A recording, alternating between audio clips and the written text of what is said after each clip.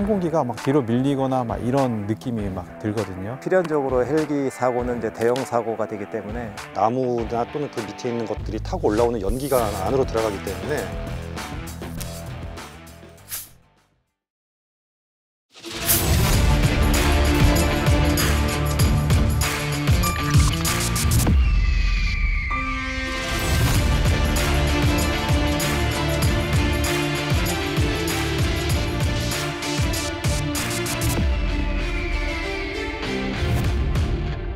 저는 산림항공본부에 근무하는 이경수 기장입니다.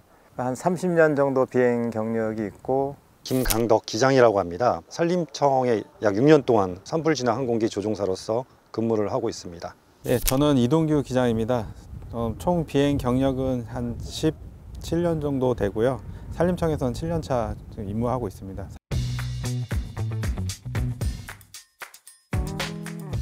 산림청에 조종사가 한 90명 중 91명이 지금 있는데 딱 한 분만이 민간에서 오시고 다 육군, 해군, 공군에서 조종사로 있다가 제2의 직업을 찾아서 이제 산림청으로 오는 케이스가 많습니다.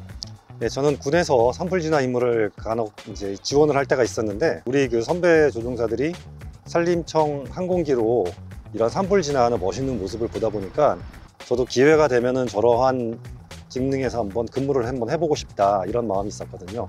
아들이 또 학교에서 직업 체험할 때 그러니까 불 끄는 소방관에 대한 많은 매력을 느꼈나 보더라고요. 헬기로는 불 끌 수 있는 그런 직업이 없냐라고 물어봤을 때 이제 소방관이 아빠가 됐으면 좋겠다라고 얘기를 하길래 산림청은 산불만 전담으로 주로 끄다 보니까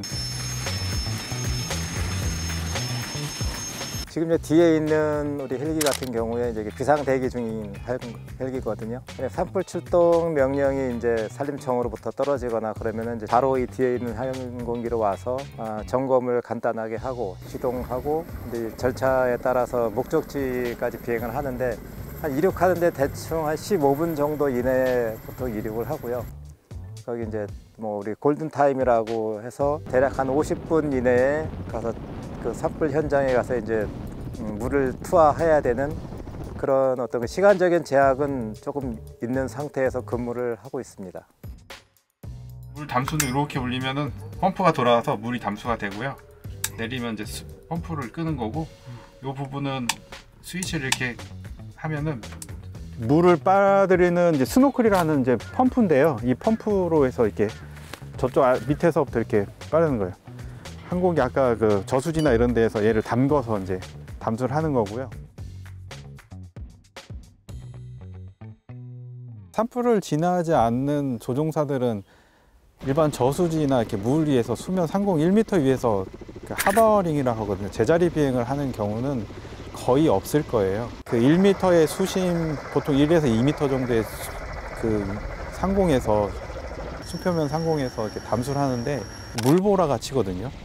물보라가 치면 이제 비행 착각을 조종사들은 제일 무서워해요. 항공기가 막 뒤로 밀리거나 막 이런 느낌이 막 들거든요. 가장 많은 하중, 그러니까 이 헬기의 성능에서 들 수 있는 수준의 가장 높은 수준으로 이제 물을 채워 놓는 거죠. 힘들게 항공기를 이륙을 시키는데 거기에 따른 항공기에 또 이상이 생기는 거에 대한 조치도 나름 해야 되고 앞에 장애물도 봐야 되고 자동차로 따지면 가장 많은 화물차가 가장 많은 짐을 싣고 최고의 속력으로 갓길을 운전한다라는 그 정도의 느낌으로 그냥 일반 사람들은 생각하시면 될 것 같아요. 나무나 또는 그 밑에 있는 것들이 타고 올라오는 연기가 안으로 들어가기 때문에 순간적으로 이렇게 시야를 확보를 못할 경우가 있고요. 매연 때문에 이제 갑자기 기침이 나온다든지 항공기 안에서 그런 경우도 상당히 많거든요. 그거를 단순히 한두 시간 정도 작업을 저희가 끝내고 들어오는 게 아니고 계속 약 1-2주 동안 대형 산불의 경우는 축적되다 보면은 건강 상태가 솔직히 좀 급속도로 좀 낮아집니다. 그 산불 상공에서 뿌릴 때 너무 높은 데서 뿌리면 효과가 많이 떨어져요. 물이 흩어지기 때문에. 그래서 한 20m 정도 고도에서 이제 물을 뿌리는데 20m 전후로다가 회피할 경로라든가 이런 게 굉장히 이제 안전의 폭이 좀 좁아지죠. 이번 울진 산불 현장 같은 경우에는 하루에 최대한 80에서 90대 정도의 헬기가 그 현장에 투입이 돼요. 그렇게 되면은 그 좁은 공간에 굉장히 다수의 헬기가 밀집이 돼서 임무를 하다 보면 산불 끄는 것도 중요하지만 우리끼리의 서로 안전을 확보하는 것도 굉장히 중요하거든요. 그래서 필연적으로 헬기 사고는 이제 대형 사고가 되기 때문에 공중 통제 지휘를 하는 전문으로 하는 사람이 한 명 이제 배정이 임무가 부여가 돼서 통제를 하게 되는데 생각보다 임무가 굉장히 이 난이도가 높아요.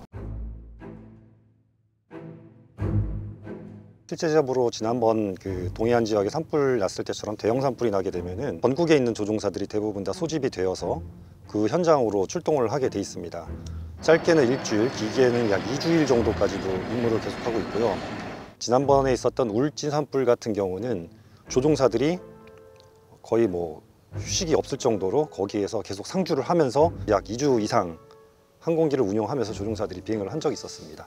여기 산림청 임용 이제 조종사로 임용이 되고 두 번째 임무가 2017년 강릉 산불이었는데 바람이 한 60나트 정도 불고 그 연기가 한 6,000피트까지 그 고도까지 이제 올라간 연기였는데 바람이 그 정도 부니까 지구가 막 그 빙글빙글 도는 같은 느낌이 들었어요.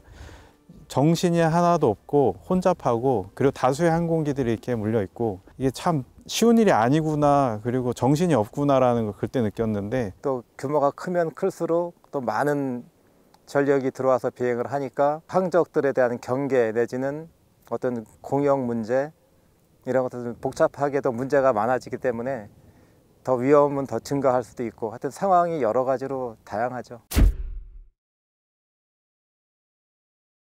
군에 있을 때는 사실은 전쟁을 준비한다 그런 훈련 위주의 훈련 그리고 극한을 대비한 그런 비행들이 많았는데 산림청에 와보니까 항상 전쟁인 것 같아요. 군이 뭐 쉬운 비행을 한다는 건 아니지만 여긴 항상 실상황이고 강한 바람에 조종사가 바람을 제일 좀 어려워하거든요. 산불이 크게 나는 경우는 대부분 바람이 많이 불고 날씨가 안 좋을 때인데 그때 비행하는 게 사실 기본적으로 위험하죠. 그래서 간혹 가다가 이제 헬기 추락 사고나 이런 게 났을 적에 전화를 많이 주세요. 혹시 잘 있느냐 뭐 이런 식으로 그렇게 걱정을 해주시는 분들이 많고 그리고 좀 그런 사고가 일어나면은 보통 대부분 다 우리 조종사들은 아는 분들이거든요.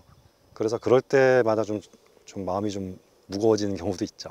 방화선을 치지 않으면 집이 이렇게 타려고 하는 경우들이 있는데 그런 거를 이제 뭐로 예방 효과를 해서 또 내일 딱 아침에 왔을 때 그 집이 온전해 있을 때 그때 참 기분이 좋았고요. 요번에 이제 원전도 있었거든요. 불 나오는 거를 진압하고 방화선을 구축해서 원전이 아무런 이상 없이 그리고 우리의 국민의 어떤 전력 수급에 이런 게 문제 없고 그리고 안전에 이상 없었을 때 참 보람을 많이 느꼈습니다.